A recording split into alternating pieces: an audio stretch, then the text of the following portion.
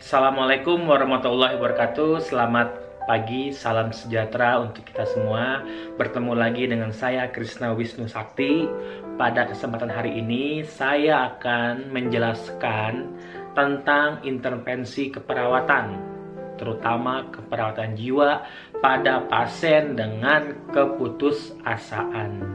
Nah, teman-teman, sebelumnya teman-teman review kembali bahwa kita sudah melakukan beberapa praktikum ya mengenai di blok jiwa psikososial ini ya, atau kita kenal dengan blok jiwa 1 kalau dalam kurikulum Stikes Jenderal Ahmad Yani Cimahi, tapi secara umum itu tentang blok psikososial. Nah, apa itu psikososial mungkin sudah dijelaskan oleh dosen-dosen yang masuk di blok jiwa 1. Nah, di sini saya sebagai tutor, saya akan menjelaskan bahwa intervensi keputusasaan itu ada dua. Yang pertama SP1 tentunya ya, yang kedua SP2. Nah, teman-teman mungkin juga sudah mempelajari tentang modul praktikum yang diberikan oleh Ibu Rahmi Imelisa selaku koordinator di blok jiwa 1. Nah, di blok jiwa 1 ini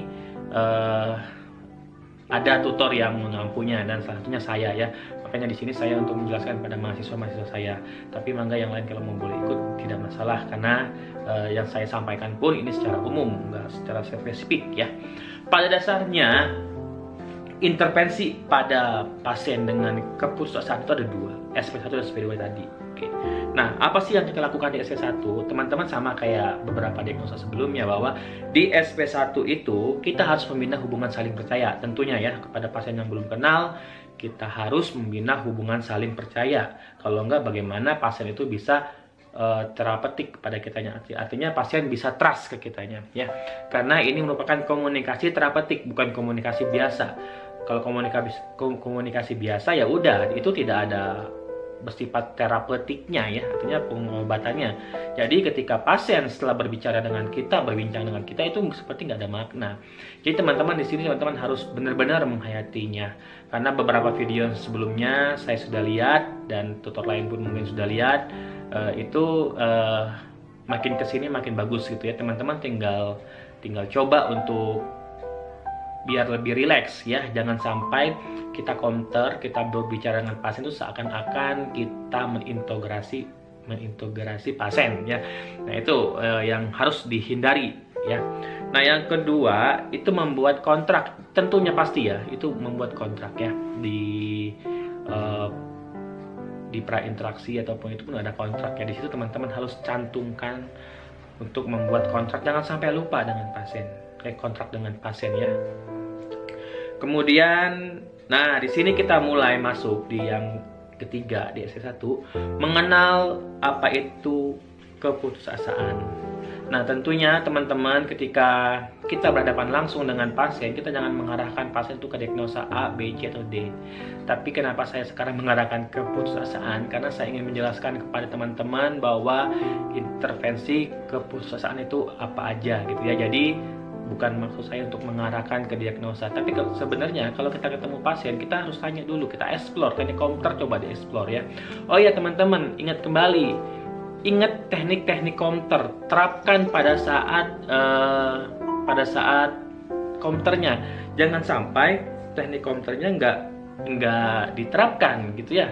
Jadi seakan-akan counter itu udah gitu, nggak ada tekniknya gitu ya. Nah, teman-teman coba lihat kembali materi tentang teknik komunikasi terapeutik. Ini sudah dipelajari mungkin di bukan tingkat 3 ya, teknik counter itu ya. Saya rasa teman-teman sudah mempelajarinya tingkat sebelumnya, karena itu masuk mata kuliah berbeda dengan sekarang ini ya. Jadi di blok jiwa ini tinggal mengasah kemampuan teman-teman ya. Tekniknya jangan lupa ya teman-teman ya, itu yang paling penting ya. Nah, di sini kita bantu mengenal pasien untuk mengidentifikasi dan menguraikan perasaan sedih ya. Uraikan perasaan pasien itu dengan teknik counter explore ya. Apa yang Bapak rasakan saat ini? Coba ceritakan kepada saya. Ini harus dieksplor di situ.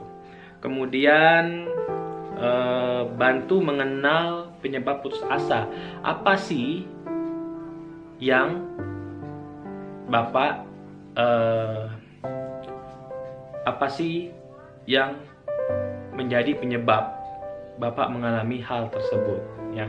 Misalkan kita udah tahu bahwa apa sih, apa Pak yang menyebabkan Bapak mengalami hal itu.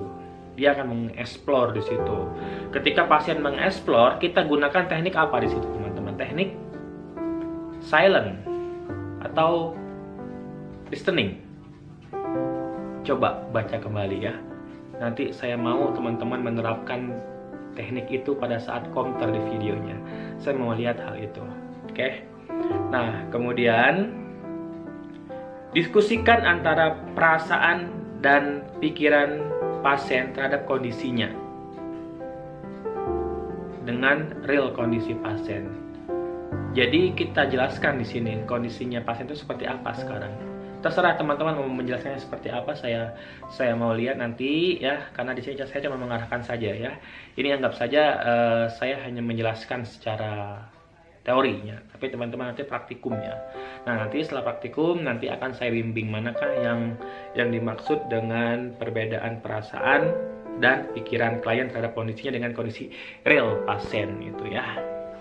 Nah, kemudian bantu menyadari perilaku akibat putus asa. Ketika seseorang mengalami masalah psikososial ya teman-teman ya, kita nggak akan menyadari bahwa kita itu sedang mengalami masalah apa gitu ya. Kita butuh bimbingan. Nah, di sini kita bantu pasien tuh untuk menyadari apa sih akibat putus asa tersebut. Ini sama halnya dengan yang kemarin-kemarin, bantu menyadari akibat bahwa seseorang mengalami kecemasan. Nah, ini hampir sama. Ya, tinggal teman-teman review kembali, terapkan kembali di sini. Nah, kemudian yang terakhir, yang poin selanjutnya, dukung klien untuk mengungkapkan pengalaman yang mendukung pikiran, perasaan, dan perilaku positif. Nah, kembali lagi ke hal-hal yang positif. Ini arahkan pasien ke arah yang positif gitu ya. Nah, kemudian latih rekonstruksi pikiran melalui latihan pikiran positif dengan mengidentifikasi harapan dan penemuan dari makna hidup.